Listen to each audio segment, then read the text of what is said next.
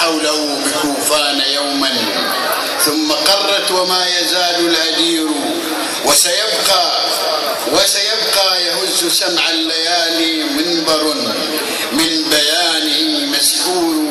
طعم الشعر، ها هنا الشعر والفن وصوت سمح البيان جهير. بدعة الشعر أن تشوب الغدير العذب في أكبس القصيد البحور. فعلي إشراقة الحب في الكون والشذا والعبير.